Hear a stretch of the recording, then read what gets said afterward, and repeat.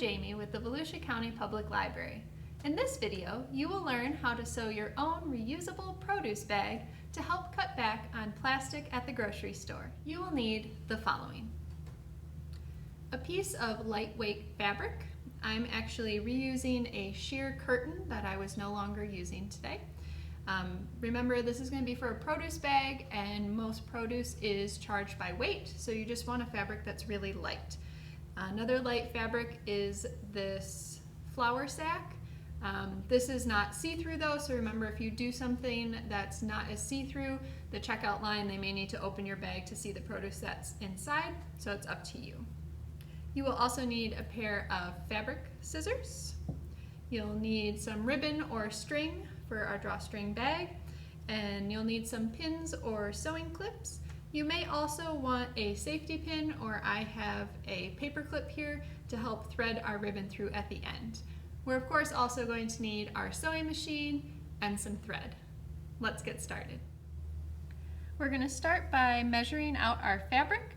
You're going to want to measure twice as long as you want your finished bag to end up. So for today, I've measured out 14 inches by 30 inches long, which when we fold it in half and we have the allotment for the ribbon there, will give me a bag roughly about that size. So depending on what kind of produce you're making it for, you can make it larger or smaller. Just remember, the larger you go, if you're putting more in there, that is going to make it heavier and put more of a strain on your fabric and your stitches. So we're going to take our rectangle and we're going to fold it in half. If your fabric has a right side, mine kind of does, this side is more faded than this side, you're going to fold the right side in. So if it has a pattern or a clear front to it, you want to fold it in half with that side in. Now, because this is just a produce bag, and sometimes the sheer fabric can be hard to cut and measure, nothing needs to be terribly exact on it. So it's a very forgiving project for beginners because we're just making a drawstring bag basically. So we're going to fold it in half here and go ahead and flip. So I'm going to estimate about 1.5 inches from the top, and then I'm going to pin the side. So I'm leaving the top about 1.5 inches open. I don't want to close that side because that's where we're going to end up folding this down and making the channel for our ribbon or our string, drawstring, to be able to close our bag. So you'll take your pin or your clips, estimate about 1.5 inches to 2 inches. Make it about the same on both sides, but again, a very forgiving project. If it's not exactly equal, you can always trim it up at the end. So we are going to, if you want to, you can pin down your sides or clip down your sides, and then we are going to take it to the sewing machine. So we are now ready to sew. I've pinned up each side and left that about 1.5 inches to 2 inches at the top open. So I'm going to start at the fold or the bottom of our bag, and I'm going to be using a zigzag stitch. On my machine it happens to be number 4. But really any zigzag stitch you have on your machine, probably one of those first basic ones, will work. You're going to leave about 3/8 inch to 5/8 inch seam here. Again, we're just making a produce bag, so it doesn't have to be terribly specific there. You're just going to want to try and sew a straight line. So remember, we're going to sew until we get to that last pin or clip on there. So I'm going to go ahead and put my fabric under the foot and lower our foot down. I'm going to go ahead and sew a couple stitches forward with our zigzag.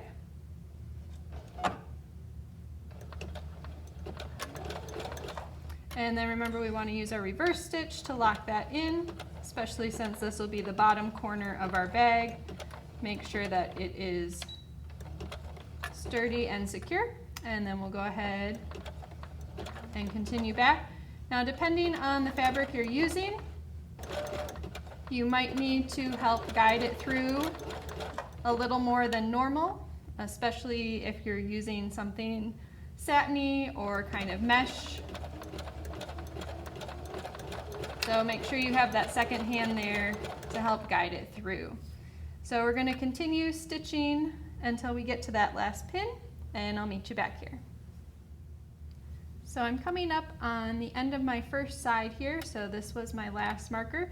So I'm going to take my pin or my clip out and just kind of visually remember where that was, and I'm going to stitch up to that point. And then I'm going to back stitch again to lock that in. About 4 or 5 stitches, and then forward again.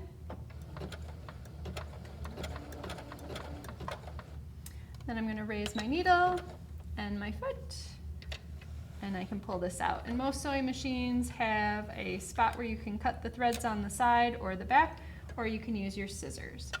So you can see we have our first side complete.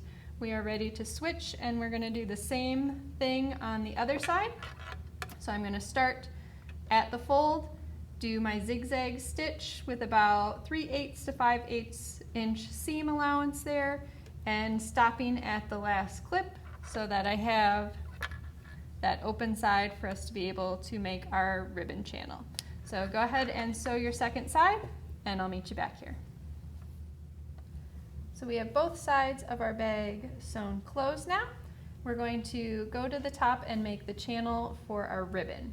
So kind of estimate again about 3/4 of an inch to an inch from where your seam left off here, and we're going to want to fold that top part down. Depending on your fabric, you could also press this with an iron if you'd like.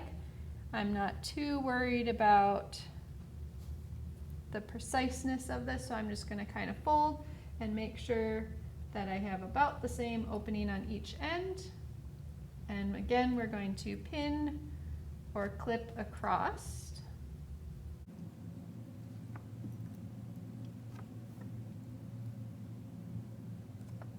Okay, making sure that we have that opening. So we're going to repeat this on the other side, and then we're going to take it to the sewing machine, and we're going to be using a straight stitch this time instead of our zigzag, and we're going to stitch across the bottom here, kind of where your seams ended off here, to close in this channel, and we will do the same thing on the other side. So I'm going to go ahead and pin the other side of my bag the same way I did this one, and then I'll meet you back here and we'll jump on the sewing machine. So we have our bag pinned, and there are kind of 2 ways we can go about sewing this. We can do one side at a time to sew our channel, or you can kind of do it as a continuous round. So I'm going to do that, which means I need to remove this part here from my machine, which gives me the ability to put fabric underneath there. So I'm going to take my bag, kind of open it up around the sewing machine here. So I'm going to start at the one end. I'm going to line it up so that I'm getting through both pieces of fabric, and remember we want to leave this open channel here, so depending on how thick your ribbon or string is, make sure that that is large enough before you start sewing. Just like we did when we did the zigzag stitch on the sides, we're going to sew forward with our straight stitch 4 or 5 stitches. We're going to reverse to lock it in, and then continue sewing across. So I will meet you back here when I get to the end of my first row, if you're choosing to do this all in one stitch, so I can kind of show you how I navigate the transition from one side to the next. So you can see I am finishing up sewing the channel for the first side of my bag. I'm coming up to my second side. So if you're doing just one side at a time, you could go ahead and do your forward to the end, backward to lock it in, take it off, cut your string, and then be ready to start the second side. I'm going to go ahead and continue around, so I've kind of tucked my fabric in there to make it more of a flat transition, and I'm going to remove my first clip for the second side, and I'm going to go ahead and continue sewing forward.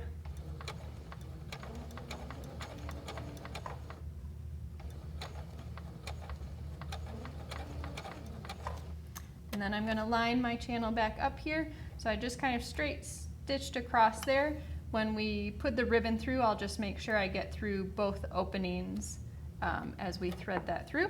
So I'm going to go ahead and continue sewing my channel on the second side of the bag, and when I get to the end, remember I'm going to lock the stitch in again, so I'm going to go forward to the end of my bag, do 4 or 5 back stitches, forward again, and then take my finished bag off the sewing machine, and I'll meet you back here then. So we've finished the channel for our bag. You can see I ended up folding quite a bit over and I have some excess here.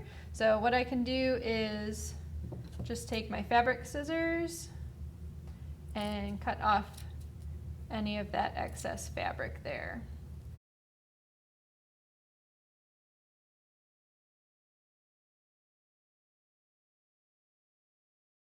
So you can do that on both sides if you have that extra fabric as well. And then our bag will be complete, so we can go ahead and turn it right side out now. And we are ready to put our ribbon through the channel that we created. So I've gone ahead and measured my ribbon. You just kind of leave some off for tying the knot and pulling it, and then measure to the end of the bag, and then kind of do that twice to get the length of ribbon or string that you're going to need. If you have a safety pin, or I'm just going to loop the end of a paper clip through my ribbon here, that will help you feed it through the channel. So you're going to find one of your openings of your channel here and just start feeding your ribbon through, using that safety pin or whatever you have to help you kind of guide it along. I was able to do it successfully with just using my hands and kind of guiding it through with the fabric. So depending on what kind of fabric you're using, you can get away with different ways of doing that. When you get to your other end here, it's going to come out the one side, and then you're going to feed it back in through until you get out the other end here. So I'll meet you back here when they're done with that. So I've threaded the ribbon in one side of our channel.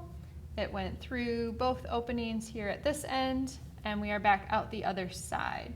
So I have my 2 ends of my ribbon.